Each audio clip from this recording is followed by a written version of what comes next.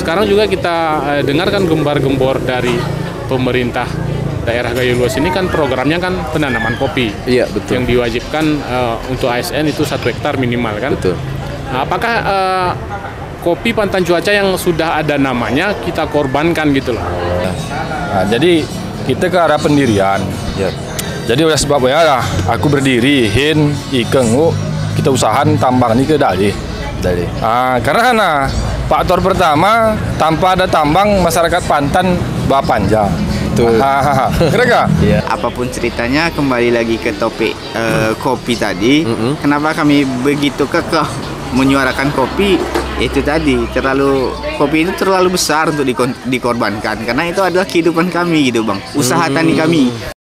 Oke, hari ini kita mau ngomongin soal penolakan terhadap tambang ya.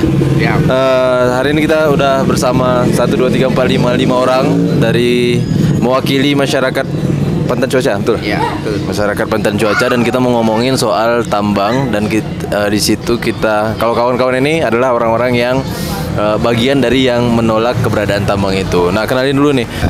Saya Bayaki dari Pemuda Desa Surimsara. Oke. Nama saya Mahmudin. Saya juga dari Desa Surimsara. Terus? Nama saya Khalidun Susi. Saya berasal dari Dusun Tengkereng. Saya Juanda Putra dari Dusun Pantan Kota. Oke, dan terakhir Ridwan dari Surimsara. Oke, jadi teman-teman sekalian, ini kan kita ngomongnya bahwa di sana itu kan sudah beberapa bulan ya, atau udah sampai 1 tahun belum? 1 tahun ya, 1 tahun ya. Tambang itu berjalan. Ya. Dan sekarang kita sedang menyuarakan bahwa kalau kawan-kawan ini sedang melakukan penolakan lah ya, gitu kira-kira. Nah, penolakan ini kenapa ditolak gitu? Ya, kalau saya pribadi bang, saya itu kan petani kopi. Cukup sudah lama bergelut di dunia kopi, mulai dari budidaya kan hingga ke bisnis kopi itu udah kita lalui semua. Nah, jadi bang, menurut kami petani kopi tidak terlepas kepada konsep tentang keasrian lingkungan gitu kan. Jadi petani itu apapun ceritanya, lingkungan bagus, pertanian bagus. Terus kalau lingkungan rusak, pertanian pasti rusak.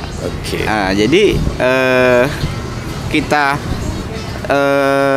korelasikan dengan kehadiran tambang gitu kan. Tambang itu di mana ada tambang membuat lingkungan bagus, ya pasti rata-rata kan merusak gitu. Itu analogi dasar. Tapi terlepas dari situ, seperti saya katakan, kita sudah lama mulai di kopi, mulai dari budidaya sampai ke pemasaran. Sampai sekarang kalau kita kaji, tambang ini kan mungkin bakal besar di Pantan. Tapi selaku petani kopi, saya petani kopi gitu kan, jamin kopi gitu ke depannya apa? Siapa yang menjamin? Sampai sekarang itu tidak ada gambaran. Dan kalaupun saya pikirkan, ini terlepas dari bukan saya kampanye, bukan memprovokasi. Saya analoginya diri saya gitu sebagai petani. Udah tanam kopi, udah mulai berbuah, tahu-tahu nanti kopi ini nggak laku gitu kan. Banyak orang, apa urusannya kopi nggak laku dengan tambang kan, seperti itu. Ya kan. Orang menambang di Tangsaran, kopinya di bawah, mungkin kan nggak ada hubungannya seperti itu secara kasat mata. Jadi kembali lagi, kita sudah menjajaki dunia perkopian itu hingga ke bisnis. Pantan Cuaca baru melek tentang kopi bang. Kami adalah perintis kopi gitu kan. Jadi kami dengan senior kami, orang tua kami, bagaimana caranya Pantan itu tetap terkenal keasliannya dengan hadirnya tanaman kopi gitu kan. Dulu kita mengkampanyekan kopi harus kita tanam kopi supaya Pantan Cuaca tetap memang ikonik sebagai daerah yang asri, sejuk gitu kan. Jadi petani seri pun dulu kita ajak, petani seri ayo, itu nggak sesuai dengan konservasi, tidak sesuai dengan penghijauan gitu kan, karena seri hidup pohon mati kan, seperti itu. Jadi itulah, jadi ketika kopi pantan ini menjadi juara 3 dunia tahun 2018 di kontes kopi Amerika, ya itu kan membuktikan kopi pantan cuaca itu bukan kaleng-kaleng gitu. Terlalu besar dikorbankan dengan tambang. Itu kan sudut kami petani kan. Oke. Nah, sedangkan kami istilahnya urusan tambang lah itu kan. Kami nggak mau tahu, tapi yang kami perjuangkan ketika tambang ini besar, usaha kami pasti mati. Kenapa itu dikatakan usahanya itu mati? Ini kan istilahnya kita ngomong kan harus berdasarkan mungkin ada fakta-fakta di lapangan gitu kan, atau mungkin berdasarkan data-data, atau mungkin berdasarkan contoh-contoh di tempat-tempat lain. Itu seperti apa yang sudah jadi ditemukan? Contoh dekatnya Bang, contoh dekatnya ketika 2018 juga kejadian sebelum kontes kopi itu, kopi Gayo pernah dipulangkan hingga ratusan lot dari Kanada, dari Amerika gitu kan. Dipulangkan maksudnya? Dipulangkan, diretur dari pasar dunia. Apa masalahnya ketika itu? Masalahnya adalah batas toleransi kandungan residu herbisida glifosat. Di dalam kopi ini udah melebihi batas toleransi maksimal. Kalau dengan tambang, jadi dengan tambang toleransinya ketika dunia luar tahu ini racun rumput masih bisa kita minum, masih apa gitu istilahnya, masih aman 0,02 gitu kan. Orang luar udah retur. Ketika orang luar tahu di sentra kopi organik, kopi Gayo yang notabene dikatakan organik ada tambang. Ketika isu ini dinaikkan, siapa yang percaya lagi itu organik? Berarti dia yang bisa kami tangkap nih. Berarti kan artinya tambang ini mempengaruhi dari kualitas kopi gitu ya mungkin? Iya, pertama di segi pasarnya itu nanti takutnya di monopoli jadi pasar kopi Gayo itu Bang. Persaingan pasar global itu kan ya mafia pasar juga kan, kita tahu. Mungkin dijadikan isu. Iya, jadi gitu ya? Itu yang pertama, yang terdekat mungkin kami khawatirkan akan terjadi. Siapa yang akan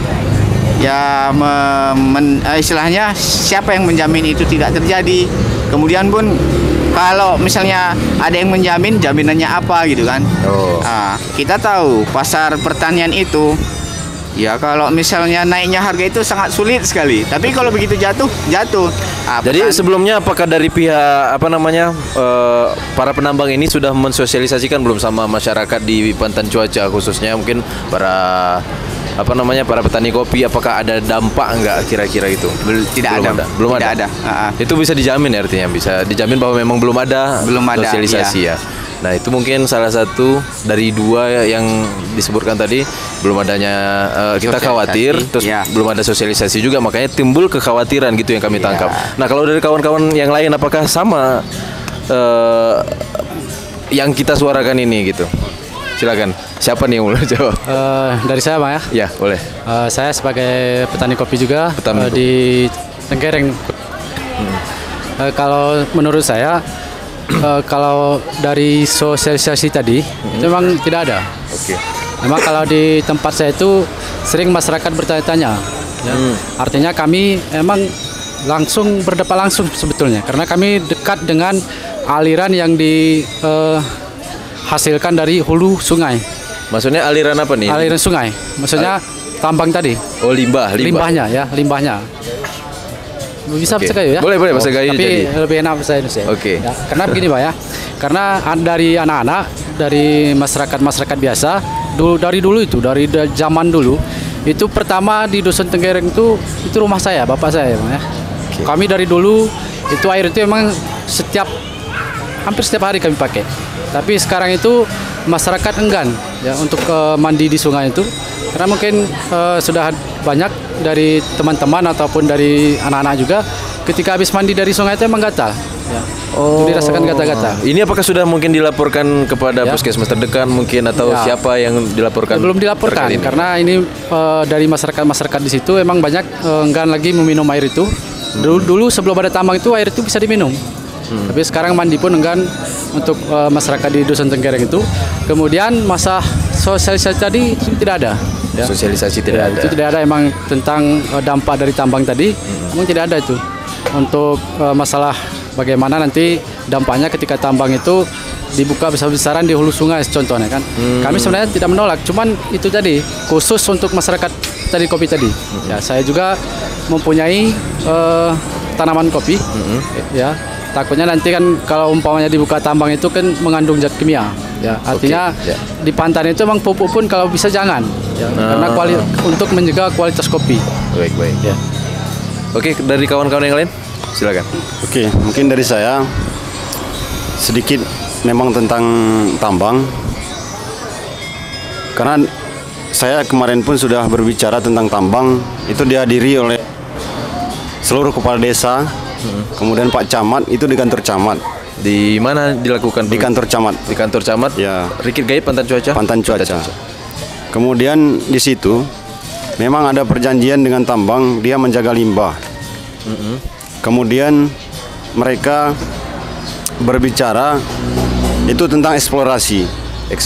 Jadi saya berpikir kemarin itu boleh-boleh saja lah selama 1 tahun, 2 tahun, 3 tahun. Jadi ketika hari ini saya lihat dengan kondisi lapangan, dengan eksplorasi saja sudah seperti itu. Apalagi dengan luasan wilayah yang sudah diizinkan oleh Menteri lingkungan hidup ya. Kalau boleh tahu berapa luasnya yang diizinkan? Kalau sekarang mungkin 300-an lah. Sekitar 300 mungkin. Ya. Tapi dengan wacana seperti itu saya mulai takut dengan diri saya sendiri. Tapi bukan saya. Kalau hari ini saya tidak takut. Ya. Hari ini boleh-boleh saja lah tambang seperti itu.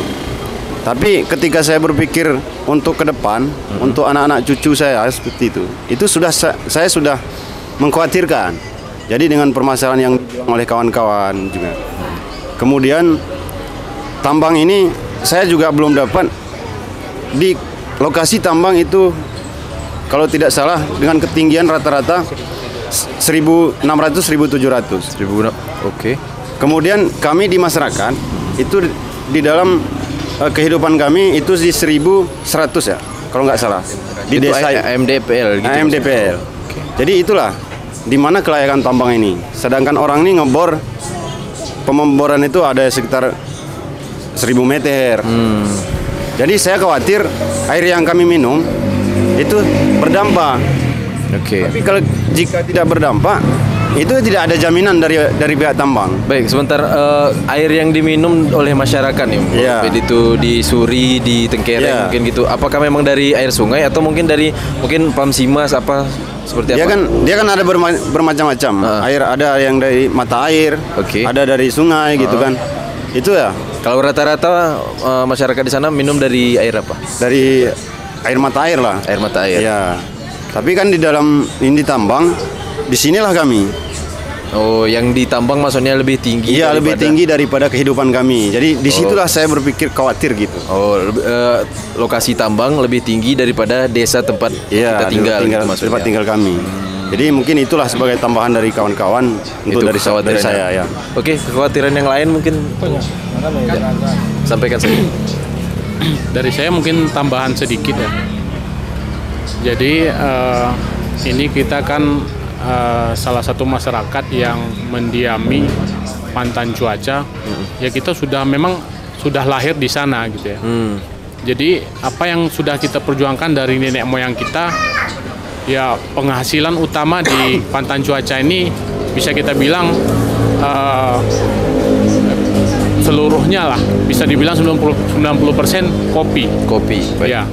Dan kopi ini istilahnya sudah kita perjuangkan juga bisa mendapat nomor 3 dunia seperti yang dibilang tadi. Jadi apakah jerih payah yang sudah kita keluarkan selama ini hanya hilang gara-gara tambang yang datang ini istilahnya merampas yang sudah kita perjuangkan gitu. Baik. Nah, kita perjuangkan kopi ini untuk kehidupan kita, anak cucu kita gitu loh. Bukan hanya waktu sekarang gitu loh. Nanti waktu ke depan juga kita ya mungkin kita membudidayakan kopi ya khususnya di Kecamatan Pantan Cuaca ini memang bagus kontur tanahnya, istilahnya jenis tanahnya. Kenapa bisa dapat juara dunia? Berarti kan ada faktor-faktor khusus gitu loh untuk tanaman kopi. Dan sekarang juga kita dengarkan gembar-gembor dari pemerintah daerah Gayo Luas ini kan programnya kan penanaman kopi. Iya, betul. Yang diwajibkan untuk ASN itu 1 hektar minimal kan. Betul. Nah, apakah kopi Pantan Cuaca yang sudah ada namanya kita korbankan gitu loh? Iya. Kopi yang udah ada namanya, udah terkenal di dunia, kita korbankan hanya gara-gara tambang gitu. Apakah kita tidak bisa berpikir 2 kali gitu loh untuk menerima tambang? Kita tidak menolak tambang, tapi kita menolak karena itu ada dampaknya terhadap kopi tanaman kita gitu.